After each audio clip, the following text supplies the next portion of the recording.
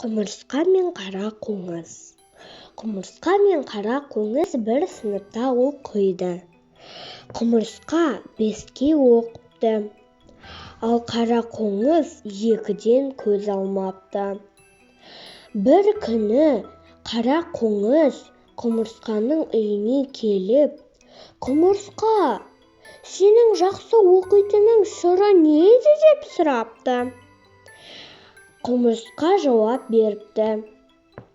«Мұның бәрі уақыт кестесінде» депті. Қара қоңыз уақыт кестесін құрастырып, бірақ ойыннан көз ашпапты. Құмырсқа ойынға жетпеген уақытты сабақ дайындауға қалай жеткізіп жүр екен деп ойланапты.